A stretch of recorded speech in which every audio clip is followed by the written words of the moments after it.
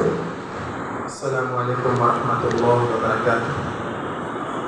بسم اللہ الرحمن الرحیم۔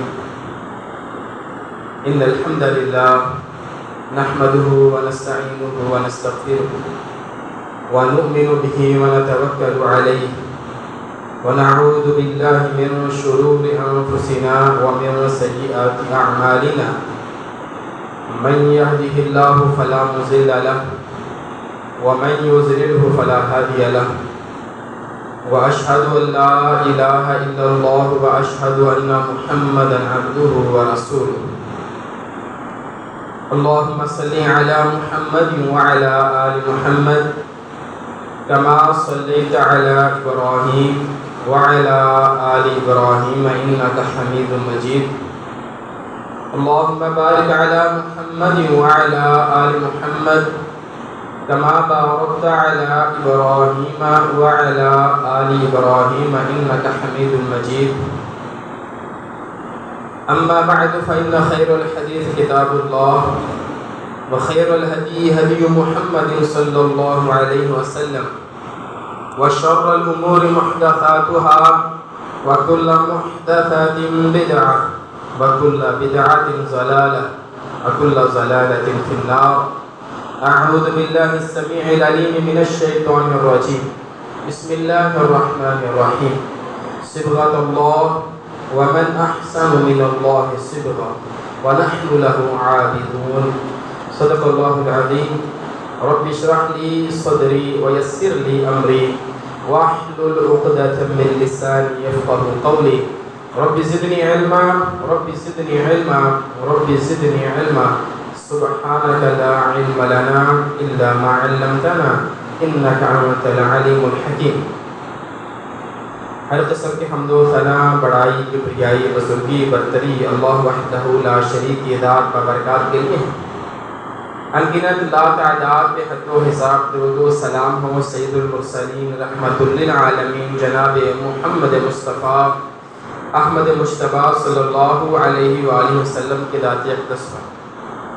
قابل صد احترام محترم مکرم معزز سامعین کرام، کوئی بھی شخص زندگی گزارتا ہے تو دنیا کو دیکھنے کا اس کا ایک اپنا زاویہ ہوتا ہے۔ نفسیات کی زبان میں اس کو کہا جاتا ہے کہ ہر انسان کی آنکھوں کے آگے ایک الگ رنگ کی اینک لگی ہوئی ہے۔ اگر اینک سرخ رنگ کی ہے تو اس کو ہر چیز سرخ نظر آئے گی، اینک پیلے رنگ کی ہے تو اس کو یہ لائٹیں، یہ ماحول پیلا نظر آئے گا، نیلے رنگ کی اینک ہے تو نیلا رنگ نظر آئے گا۔ تو انسان کے جو عقائد اور نظریات ہوتے ہیں یہ در حقیقت انسان کی وہ اینک ہوتی ہے جس سے وہ دنیا کو دیکھتا ہے۔ ہر انسان اپنے عقائد، اپنے نظریات کی بنیاد پر معاملات کو طے کرتا ہے، چیزوں کو جج کرتا ہے، کسی چیز پر تنقید کرتا ہے، کسی کی مدح کرتا ہے، تو اس کا ایک زاویہ نگاہ ہوتا ہے جسے ہم پوائنٹ آف ویو کہتے ہیں۔ زاویہ نگاہ، کس نگاہ سے آپ دیکھ رہے ہیں، آپ کی بنیاد کیا ہے۔ اللہ رب العالمین فرماتے ہیں صبغۃ اللہ، ایک اللہ کا رنگ ہے کہ جس اللہ کے رنگ سے تم کائنات کو دیکھو گے۔ ومن احسن من اللہ صبغہ، اور اللہ کے رنگ سے بہتر رنگ کون سا ہو سکتا ہے۔ ایک زاویہ نگاہ وہ ہے جو اللہ رب العالمین کا نازل کرتا ہے، اللہ نے سکھایا ہے، اللہ نے بتایا ہے۔ کائنات کو اس نگاہ سے دیکھنا ہے، ماں باپ کو اس نگاہ سے دیکھنا ہے، اولاد کو اس نگاہ سے دیکھنا ہے۔ اس دنیا کی حیثیت میرے عقیدے اور نظریے کے مطابق بنے گی، میرے رشتے کتنی اہمیت رکھتے ہیں اور میرا کاروبار کتنی اہمیت رکھتا ہے، یہ میرا زاویہ نگاہ طے کرے گا، اور میرا زاویہ نگاہ میرے عقیدے اور میرے نظریے سے بنے گا۔ اب جو مسلمان ہے، کلمہ گو ہے، اللہ اور اس کے رسول پر ایمان رکھنے والا ہے، اس کا زاویہ نگاہ دوسروں سے ذرا ہٹ کر ہوگا، جدا ہوگا، اور موجودہ تہذیب، جس تہذیب کے اندر اس وقت ہم زندگی گزار رہے ہیں، اس کا زاویہ نگاہ بالکل اسلام کے مختلف ہوگا۔ ایک بات ذہن میں رکھیے گا، اسلام کے جو متضاد ہے، اپوزٹ چیز ہے، اسے ہم جاہلیت کہتے ہیں۔ وہ جاہلیت، اللہ کے رسول جب آئے جاہلیت سے مقابلہ ہوا اللہ کے رسول کا، حضور نے جاہلیت کو ختم کیا اور نور اسلام لے کر آئے۔ اسلام کے متضاد جو چیز ہوگی وہ جاہلیت ہوگی۔ موجودہ دور کی جو جاہلیت ہے وہ بھی آپ کو اور مجھے ایک اینک پہناتی ہے، ایک زاویہ نگاہ دیتی ہے، دنیا کو کس نگاہ سے دیکھنا ہے، رشتوں کو کیسے لے کر چلنا ہے، ماں باپ کی دنیا میں زندگی میں کیا حیثیت ہے، اولاد کو کیسے دیکھنا ہے، کیا یہ میرے لیے میری قبر اور میری آخرت کے لیے صدقہ جاریہ ہے یا یہ صرف پیسہ کمانے کی مشین ہے، یہ والدین میری جنت اور جہنم ہے یا کہ صرف ایک پراپرٹی کا ذریعہ ہے، ایک وراثت کا ذریعہ ہے، ایک وسیلہ ہے، ایک ATM کارڈ ہے، کس نگاہ سے دیکھا جائے گا؟ تو آج نا ہم ان دونوں زاویہ نگاہ کو آپس میں دیکھیں گے۔ اسلام ہمیں کیا زاویہ نگاہ دیتا ہے، کس طرح کائنات کو دیکھنا ہے، اور موجودہ دور تہذیب مغرب ہمیں کس طرح دکھاتی ہے۔ تین چیزوں پر ہم نے بات کرنی ہے، مختلف اس پر لمبی بات ہو سکتی ہے، صرف تین بنیادی چیزیں جو اسلام ہمیں سکھاتا ہے اور مغرب اس سے متضاد ہوتا ہے۔ پہلی چیز، اسلام جو ہمیں زاویہ کس نگاہ سے ہم نے دیکھنا ہے۔ اللہ رب العالمین پر ایمان رکھنے والا شخص اس پوری کائنات کو خدا کی نگاہ سے دیکھتا ہے۔ اس کائنات میں جتنی چیزیں ہیں ہم اس چیز کا اقرار کرتے ہیں یہ سب کچھ اللہ نے پیدا کیا ہے۔ یہ آسمان اللہ نے کھڑا کیا ہوا بغیر ستونوں کے، یہ 7 آسمان اور 7 زمین، اور یہ موسم اور یہ بارش اور یہ بلند و بالا پہاڑ اور یہ سمندر کی گہرائیاں، یہ میرے اللہ نے پیدا کی ہیں۔ یہ درختوں میں لگے پھل اور یہ فصلوں میں لگی سبزیاں یہ میرے اللہ نے پیدا کی ہیں۔ ان فی خلق السماوات والارض واختلاف الليل والنهار لآيات لأولي الألباب الذين يذكرون الله قياما وقعودا وعلى جنوبهم ويتفكرون في خلق السماوات والارض۔ اور کیا کہتے ہیں؟ ربنا ما خلقت هذا باطلا، اے اللہ یہ ساری کائنات تو نے فضول میں نہیں پیدا کی، اس کا کوئی مقصد ہے، کسی وجہ سے تو نے پیدا کیا ہے۔ فقنا عذاب النار، اس پوری کائنات کو وہ خدا کی نگاہ سے دیکھتا ہے، اس کے ارد گرد ہر چیز اللہ کی بنائی ہوئی ہے۔ وہ اپنی اولاد کو بھی دیکھتا ہے، کہتا ہے مجھے اللہ نے دی ہے، یہ لباس جو میرے تن پر ہے یہ میرے اللہ کا دیا ہوا ہے، یہ جو میں بول رہا ہوں یہ میرے اللہ کی دی ہوئی گویائی ہے، یہ جو میں بصارت دیکھ رہا ہوں یہ اللہ کی دی ہوئی بصارت ہے، یہ جو میں پکڑ رہا ہوں یہ اللہ کی دی ہوئی قوت ہے۔ اللہ کے سے ہٹ کر کوئی چیز نہیں ہے، ہر چیز مجھے میرے اللہ نے دی۔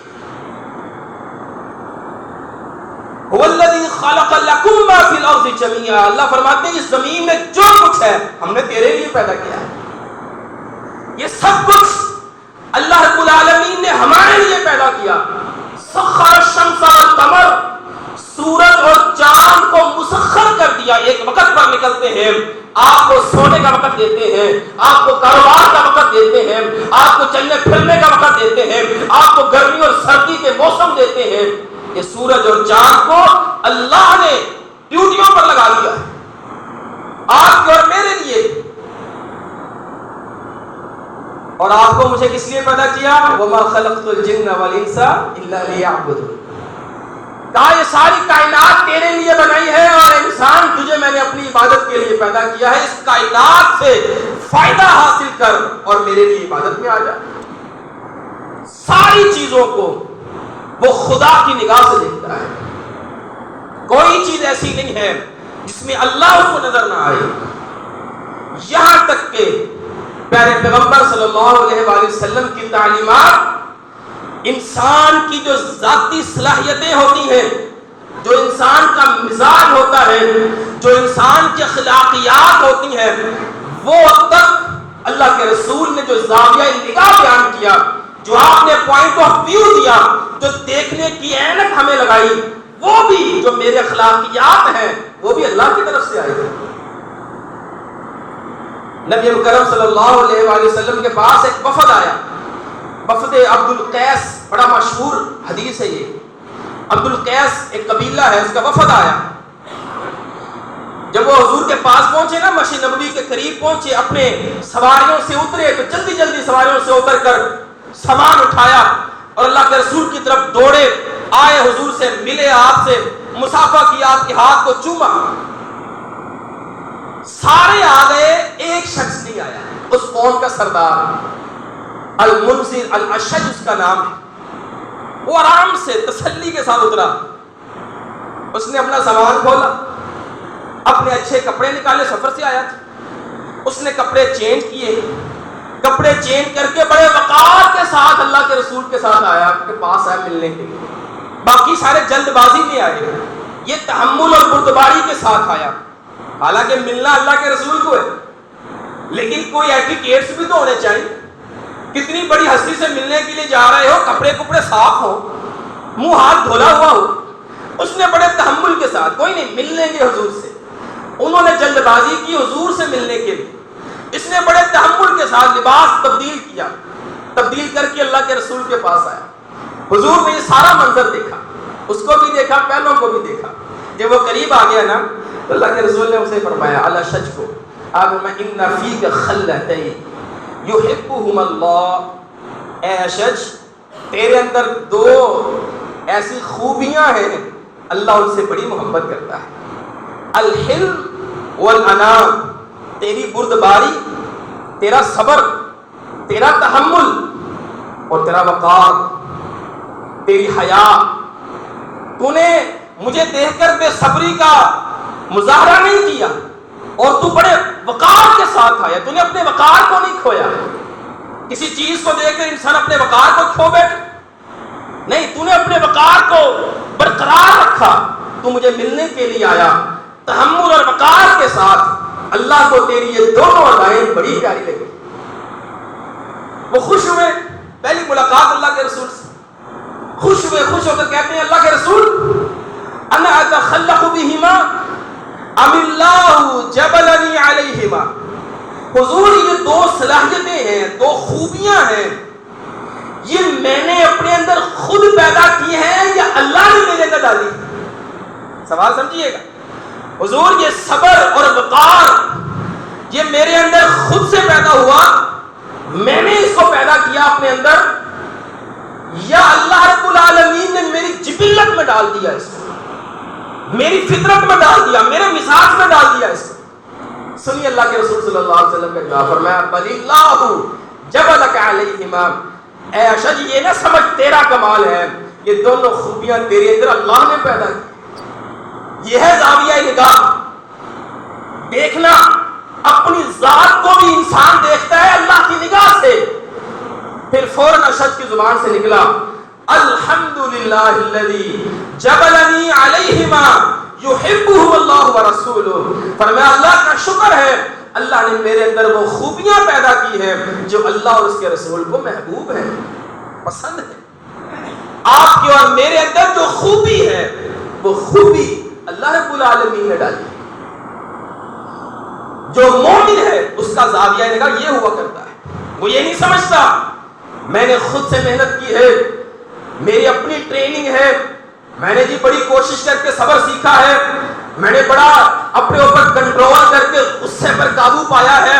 آپ اور میں غصے پر قابو نہیں پا سکتے۔ وہ ہستی جو رحمت للعالمین بنا کر بھیجی گئی، اللہ ان کے بارے میں کہے فَبِمَا رَحْمَةٍ مِّنَ اللَّهِ لِنْتَ لَهُمْ، حضور جو آپ نرم ہیں یہ ہماری رحمت سے، آپ کی نرمی، آپ کا تحمل، آپ کی اخلاقیات، آپ کی اعلیٰ خلق، اِنَّكَ لَعَلَىٰ خُلُقٍ عَظِيمٍ، آپ جو خلق عظیم پر وابستہ ہیں، موجود ہیں، یہ ہماری رحمت کی وجہ سے، اپنا کمال نہیں۔ سیلف ڈیولپمنٹ کے نام پر انسان اپنے آپ کو سب کچھ سمجھنے لگ جائے، میری محنت میں نے کیا، میری وجہ سے یہ زاویہ نگاہ اسلامی زاویہ نگاہ نہیں ہے۔ اسلام کیا سکھاتا ہے؟ سورہ کہف ہے، سورہ کہف کے اندر 4 واقعات ہیں، ان میں سے ایک واقعہ ہے 2 باغ والوں۔ 2 باغ والے دوست ہوتے ہیں، ایک بندے کے پاس بہت بڑا باغ ہوتا ہے اور ایک بندے کے پاس تھوڑا مال ہے، دونوں دوست ہیں آپس میں۔ اب جس کے پاس تھوڑا ہے وہ مومن ہے، اس کا زاویہ نگاہ ایمان والا ہے۔ جس کے پاس زیادہ مال ہے، بڑا باغ ہے، ڈبل پھل آتا ہے اس کا زاویہ نگاہ درست نہیں، اللہ پر صحیح ایمان نہیں، ایمان مضبوط نہیں۔ تو کیا کہتا ہے؟ اللہ نے قول کیا کہ یہ اپنے باغ میں چل رہا ہے، جو امیر ہے وہ اپنے باغ میں چل رہا ہے، غریب اس کے ساتھ چل رہا ہے۔ تو چلتے چلتے گفتگو ہوئی، وہ جو امیر تھا وہ کیا کہتا ہے ما اظن ان تبید هذه ابدا، مجھے نہیں لگتا یہ میرا باغ کبھی ختم ہوگا۔ اتنا بہترین باغ، ظاہری اسباب سارے پورے، ہر اعتبار سے یہاں پر فراوانی ہے، پانی کا مسئلہ یہاں پر نہیں، ہوا کا مسئلہ یہاں پر نہیں، پہرے داری یہاں موجود ہے، موسم سازگار ہے، مجھے نہیں لگتا کبھی ایسا بھی ہوگا کہ میرا باغ ختم ہو جائے، یہ تو ہمیشہ ہمیشہ رہنے والا باغ ہے۔ نظر ظاہری اسباب پر، اپنی صلاحیتوں پر، اسباب پر، اللہ پر نظر نہیں، اللہ کے بارے میں سوچا ہی نہیں۔ اگر آپ کو یہ جملہ سن کر کوئی جملہ ذہن میں آیا ہو، بالکل یہی بات ٹائٹینک بنانے والے نے کی تھی۔ کہتا ہے میرا ٹائٹینک یہ نہیں ڈوب سکتا، یہ نہیں تباہ ہو سکتا، اس کو ایسے بنایا ہے، ایسے بنایا۔ پہلے سفر میں ڈوبا، سینکڑوں کلومیٹر سمندر کے اندر پڑا ہوا۔ اللہ کو ایسے جملے پسند نہیں ہے، یہ اسلامی زاویہ نگاہ ہے نہیں۔ اب ساتھ والا کیا کہتا ہے؟ یہ تو اس نے کہا نا، اب دوسرا کیا کہتے ہیں؟ کہتے ہیں اکفرت باللہ، اکفرت بالذی خلقک من تراب ثم من نطفہ ثم سواک رجلا۔ کیسی باتیں کر رہا ہے؟ اور بھول گیا اللہ کو، اکفرت، نہ شکرہ بن گیا اللہ کا، ذہن سے نکل گیا تیرے اللہ جس نے تجھے مٹی سے نطفہ بنایا، نطفے سے انسان بنایا۔ آج اپنا باغ دیکھ کر، ظاہری اسباب دیکھ کر اللہ کو بھول گیا۔ وَلَوْلَا إِذْ دَخَلْتَ جَنَّتَكَ قُلْتَ مَا شَاءَ اللَّهُ لَا قُوَّةَ إِلَّا بِاللَّهِ، تجھے چاہیے تھا جب تو اپنے باغ میں داخل ہوتا تو کہتا ماشاء اللہ، اللہ نے بنایا ہے، اللہ نے بنایا، لا قوت، کوئی طاقت نہیں میرے اندر، الا باللہ، مگر ساری طاقتیں اللہ کی۔ یہ باغ کھڑا بھی اللہ نے کیا، اور جب اللہ چاہے گا تو جاڑ دے گا، ختم کر دے گا۔ تو نے یہ کیوں نہیں کہا ماشاء اللہ لا قوت؟ یہ مومن کا زاویہ نگاہ ہوتا ہے۔ جب وہ اپنی دکان، اپنے کاروبار کو دیکھتا ہے، کہتا ہے ماشاء اللہ لا قوت الا باللہ، میری محنت نہیں، یہ اللہ رب العالمین کی عطا ہے کہ جس کے دین سے اللہ رب العالمین نے رونقیں لگا دی۔ یہ مومن کا زاویہ نگاہ ہوتا ہے۔ تو کائنات کے ارد گرد جتنی چیزیں ہیں، مومن اس کو اللہ کی نگاہ سے دیکھتا ہے، اپنی طرف اس کی نسبت نہیں کرتا۔ کافر اس کی نسبت اپنی طرف کرتا ہے۔ جیسے آپ قارون کے بارے میں جانتے ہیں، قارون کو جب لوگوں نے کہا خرچ کر، کہتا انما اوتیتہ علی علم عندی، مجھے تو میرے علم کی وجہ سے ملا ہے۔ فخسفنا بہ وبدارہ الارض، اللہ نے اس کو بھی اور اس کے سارے مال کو زمین کے اندر دھنسا۔ اللہ کو ایسے جملے پسند نہیں ہیں، حضور نے ایسا زاویہ نگاہ نہیں دیا، اس لیے اپنے زاویہ نگاہ کو ہم نے بھی درست کرنا ہے۔ یہ جتنا کچھ میرے پاس ہے سب کچھ اللہ کا دیا ہوا ہے۔ دوسری چیز، مومن جو ہے، اللہ کے رسول صلی اللہ علیہ وآلہ وسلم نے جو آپ کو مجھے زاویہ نگاہ دیا ہے، مومن دنیا کو چھوڑ کر آخرت پر نظر رکھتا ہے۔ اس کی نظر دنیا پر کم ہوتی ہے، آخرت پر زیادہ ہوتی ہے۔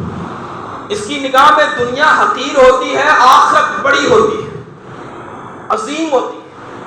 وہ آخرت کی تیاری میں مصروف ہوتا ہے، اور موجودہ تہذیب کا شخص آخرت چھوڑ کر دنیا کی تیاری میں مصروف ہوتا ہے۔ حضور کی تربیت دیکھیں. اللہ کے رسول صلی اللہ علیہ وآلہ وسلم مدینہ کے اندر جا رہے ہیں. آپ نے دیکھا حضرت ابو ہریرہ رضی اللہ تعالیٰ درخت لگا رہے ہیں. آپ نے پوچھا ابو ہریرہ کیا کر رہے ہو؟ کہا حضور ایک درخت لگا رہا ہوں اپنے لیے. درخت بڑا ہوگا اس کی چھاؤں استعمال کروں گا, اس کا پھل استعمال کروں گا. اللہ کے رسول نے فرمایا الا ادلک علی غرس خیر لک من ھذا, اے ابو ہریرہ کیا میں تجھے اس درخت سے اچھا درخت نہ بتاؤں جو اس سے بہت اچھا درخت ہے, وہ نہ بتاؤں؟ جی اللہ کے رسول بتائیے.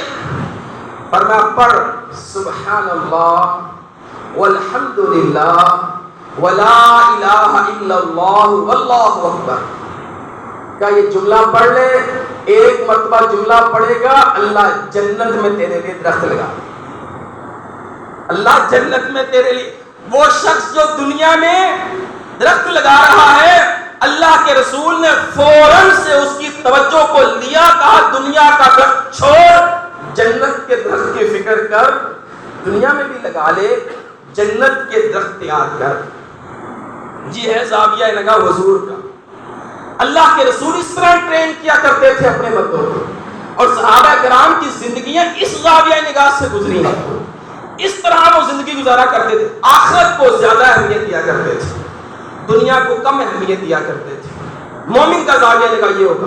نبی کرم صلی اللہ علیہ وآلہ وسلم جا رہے ہیں,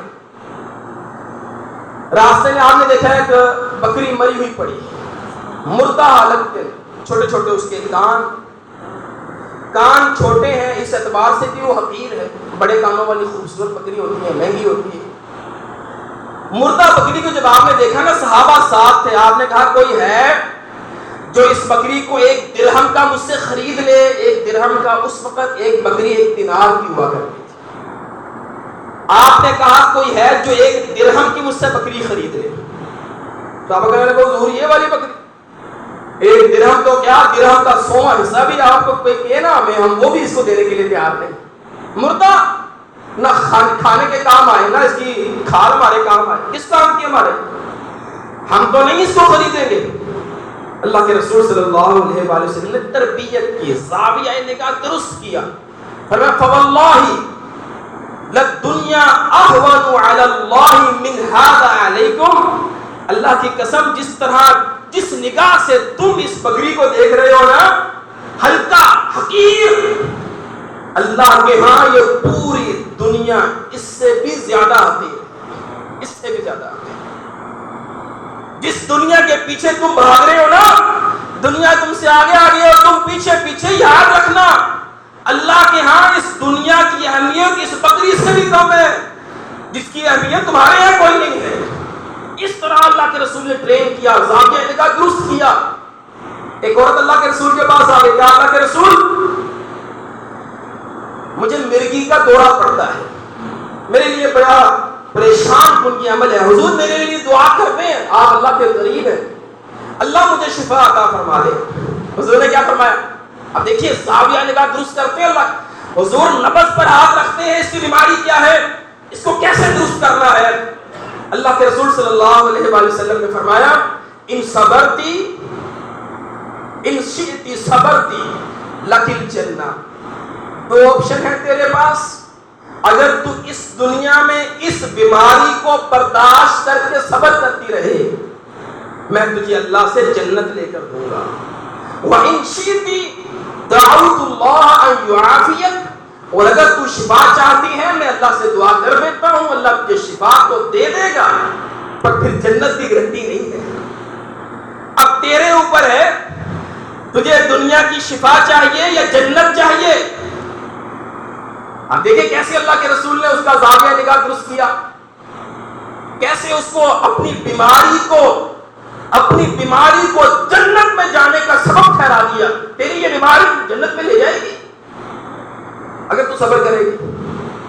وہ سوچنے لگی, سوچ کر کہتی ہے اللہ کے رسول ٹھیک ہے صبر, تو میں صبر کروں. اللہ کے رسول میں صبر کروں گی. آپ اندازہ کریں جی آفر اگر آپ کو مجھے ملے کہ یہ اختیار کر لو جنت ہے, یہ اختیار کر لو دنیا کی چیزیں مل جائیں گی, دنیا کی فراوانی مل جائے گی, گی, دنیا کے حالات اچھے ہو جائیں گے, ہم کس چیز کا انتخاب کریں گے؟ ہمارا زاویہ نگاہ کیا ہے؟ کہنے لگی حضور میں صبر کروں گی, میرے لیے آپ پھر جنت کی ضمانت دے دیں. کہا ٹھیک ہے تو صبر کر, میں تجھے جنت کی ضمانت دیتا ہوں. صحابہ کرام اپنے شاگردوں سے کہا کرتے تھے جنت کی عورت دیکھنی ہے تو اس عورت کو دیکھ لو, اللہ کے رسول نے جنت کی ضمانت دی. اس عورت جنتی دیکھنی ہے, اس عورت کو دیکھ لو. کہنے لگی اللہ کے رسول ٹھیک ہے, آپ کا میرا معاملہ طے ہو گیا, جنت آپ نے مجھے لے کر دینی, صبر میں نے کرنا, بس ایک دعا آپ کر دیں. حضور جب مجھے دورہ پڑتا ہے میں اپنے ہوش حواس میں نہیں رہتی, میرا سطر کھل جاتا ہے, میرا پردہ کھل جاتا ہے. حضور اللہ سے دعا کر دیں اللہ میرا پردہ نہ کھولے, اللہ میرے پردے میرے سطر کی حفاظت کر لے, بس میرے لیے کافی ہے, باقی جو ہوتا ہے میں صبر کروں. کہا ٹھیک ہے. اللہ کے رسول نے دعا کی اس کے لیے. صبر, پردہ اتنا اہم تھا اس وقت کی عورتوں کے لیے, اتنا اہم تھا. حضور مرغی کے دورے میں میرا پردہ نہ کھل جائے, ادھر شادی پر جا کے اور سارا پردہ کھول دیتی ہے. اور نہیں شادی ہے نا جی, اب شادی میں تو نہیں نا ایسے رہتے, اب شادی میں بایا لے کے چلے گئے, برقع پہن کے چلے گئے شادی پر, یہ کیسی بات ہوئی؟ مسجد میں برقع پہن کے چلے گئے, عید کی نماز پڑھنے کے لیے جاتے ہیں, وہاں پردے کا اہتمام کوئی نہیں. وہ کہہ رہے اللہ کے رسول میں بیماری کے مرگی کی حالت میں اللہ کے رسول میرا پردہ نہ. ایک صحابی کا بیٹا قتل کر کے سولی لٹکا دیا گیا, ماں کو بتایا گیا تیرا بیٹا سولی لٹکا ہے.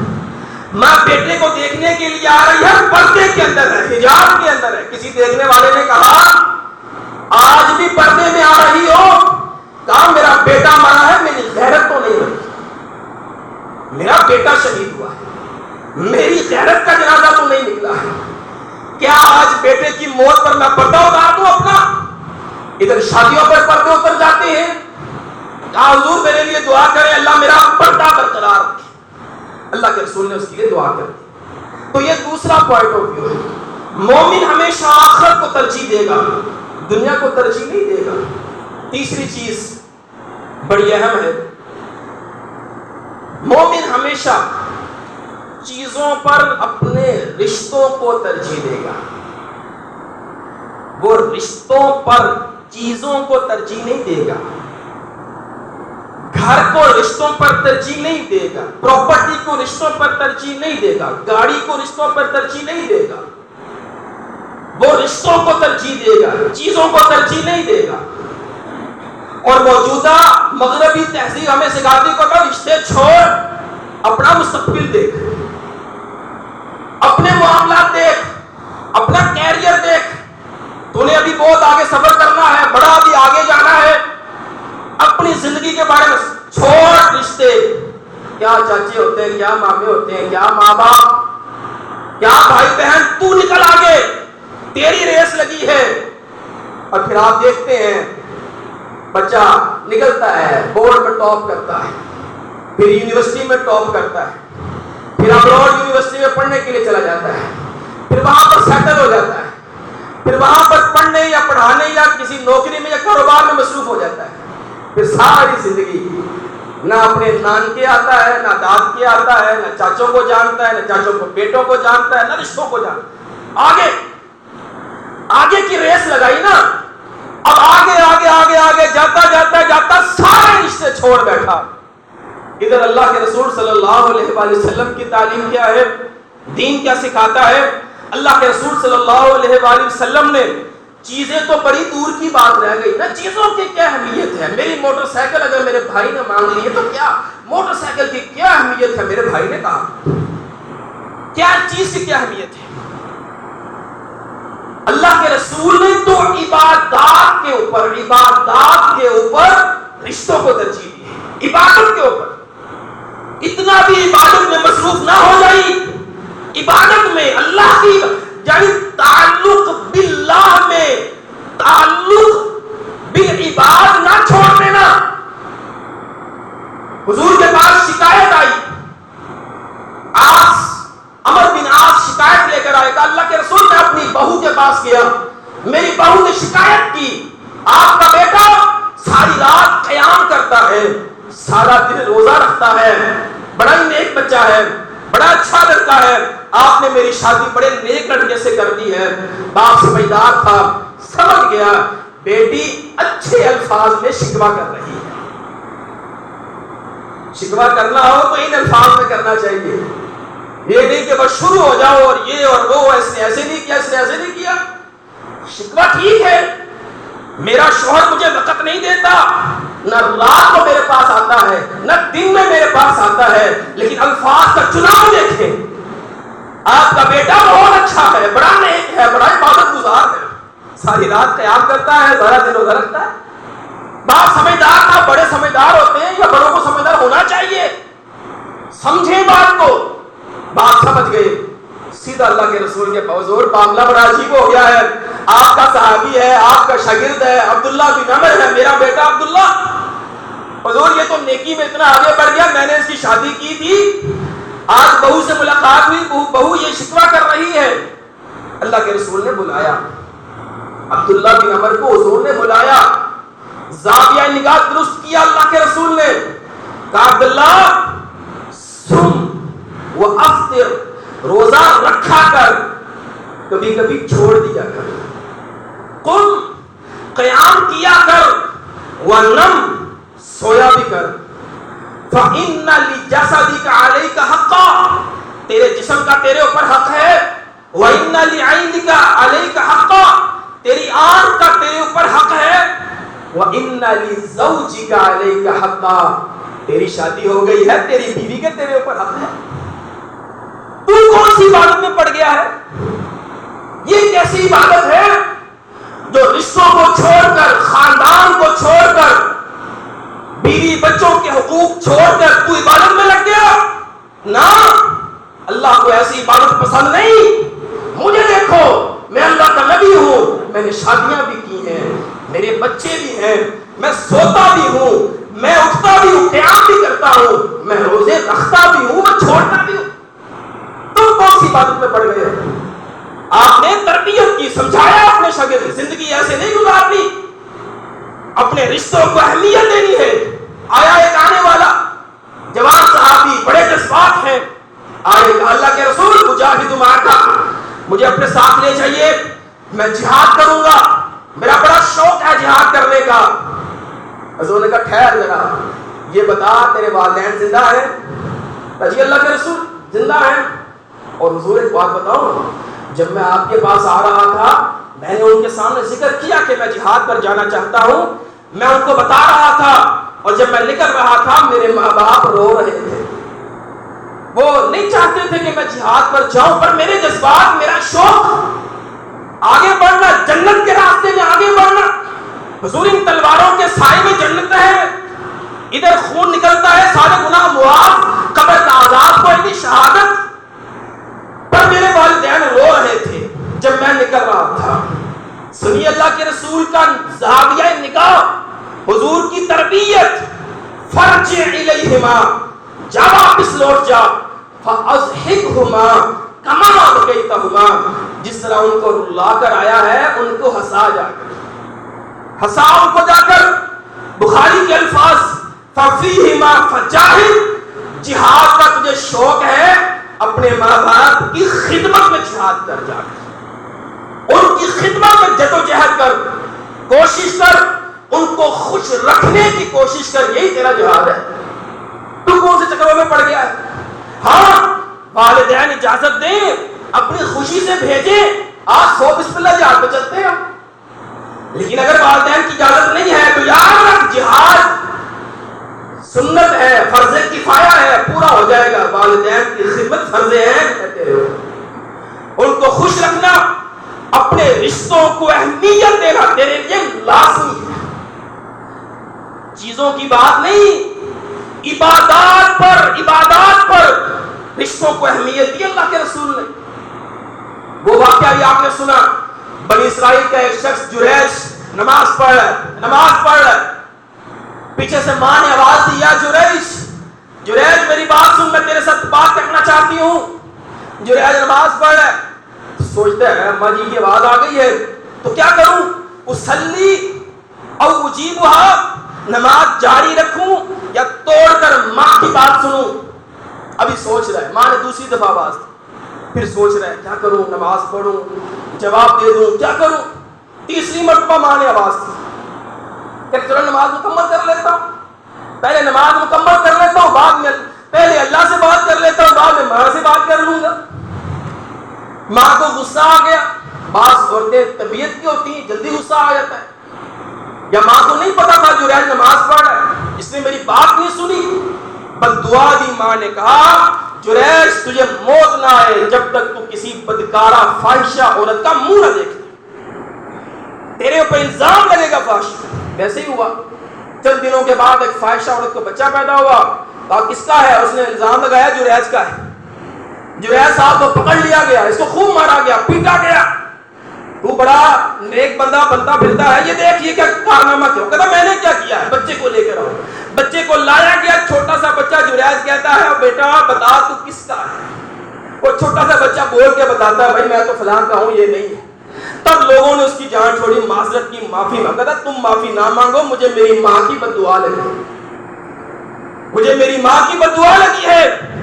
عبادت کر رہا ہے، عبادت کر رہا ہے، ماں نے پکارا ہے، ادھر کو پیپر کی تیاری نہیں کر رہا، کتاب نہیں پڑھ رہا، موبائل پر نہیں بیٹھا ہوا، نماز پڑھ رہا ہے۔ علماء نے لکھا نفلی نماز ہو، ماں باپ بلائیں، نماز توڑ کر ماں باپ کی بات سننی چاہیے، باپ میں دوبارہ نماز پڑھ، نفلی عبادت۔ اللہ کے رسول نے عبادات پر ترجیح دی ہے رشتوں، ایسے تو نہیں۔ اللہ کے رسول نے کہا تھا عمر، ابو بکر تمہاری زندگی میں اگر اویس کرنی تمہیں مل جائے اس سے اپنے لیے دعا کروانا، اپنے لیے دعا کروانا۔ عمر جس کے رائے کے اوپر اللہ قرآن نازل کرتا ہے، 17 مقامات ہیں جہاں پر حضرت عمر کی رائے پر اللہ نے قرآن نازل کیا۔ عمر تم نے دعا کروانی اویس کرنی سے۔ اللہ کے رسول کیوں؟ اویس کرنی کون ہے؟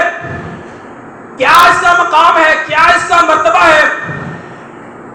کہا لوگ صحابیت کے لیے، صحابیت کا سٹیٹس حاصل کرنے کے لیے کہ میں صحابی بن جاؤں، دور دور سے سفر کر کر آتے ہیں، میری زیارت کرتے ہیں، میرا دیدار کرتے ہیں، میرے پاس بیٹھنے کو اپنے لیے شرف سمجھتے ہیں۔ وہ میرا اویس کرنی ہے، وہ مجھ سے بڑی محبت کرتا ہے، اس کا بھی دل چاہتا ہے وہ میرے پاس آئے، لیکن اس کی ماں بوڑھی ہے، ضعیف ہے، وہ اپنی ماں کو چھوڑ کر نہیں آتا، وہ اپنی ماں کو چھوڑنے کے لیے تیار نہیں۔ صحابیت کو اس نے چھوڑ، اویس کرنی صحابی نہیں بنا۔ ادھر کہتے ہیں اگر میں رشتے نہیں چھوڑوں گا میں ڈاکٹر کیسے بنوں گا، میری ترقی کیسے ہوگی، میں آگے کیسے نکلوں گا؟ تیرا آگے نکلنا کوئی کام کا نہیں ہے۔ ادھر اویس کرنی نے صحابیت چھوڑ دی اپنی ماں کی وجہ سے۔ بوڑھے ماں باپ پیچھے اکیلے پڑے ہیں، سنبھالنے والا کوئی نہیں ہے، کہتا میں نے ترقی کرنی، میں نے ترقی کر۔ تیری ترقی اگر تیرے ماں باپ کی ترقی شامل نہیں ہے ان کے اندر، آپ کی میری ترقی ضائع ہے۔ وہ ترقی ساری اگر ہماری ترقی میں والدین کی ترقی نہیں ہے، والدین کی صحبت نہیں ہے، والدین کی دعائیں نہیں ہیں، والدین کی رضامندی نہیں، تو جہاد قبول نہیں ہے۔ تیری میری زندگی کیسے قبول ہو جائے گی؟ ہماری زندگی ہم کامیاب کیسے ہو جائے گی؟ یہ دنیاوی کامیابیاں کوئی کامیابیاں نہیں ہیں، یہ ڈگریاں، یہ بڑے بڑے کاروبار اور یہ ٹائکون اور یہ بزنس یہ قبر کے اندر نہیں دکھائے جائیں گے کہ یہ دیکھو میرے پاس یہ ڈگری ہے، میں نے بڑی دور جا کر اپنے رشتے چھوڑ کر، والدین سب کچھ چھوڑ کر میں نے ڈگری حاصل کی۔ تیری ڈگری کو نہیں دیکھنا رشتوں، والدین کی دعائیں، اپنے رشتوں کے حقوق، ان سب کو پورا کر کے پھر اگر کوئی ترقی ہوتی ہے، والدین کے ساتھ مل کر، ان کو خوش کر کے، ان کی رضامندی کے ساتھ، تو بھائی وہ ترقی ہے، وہ کامیابی ہے۔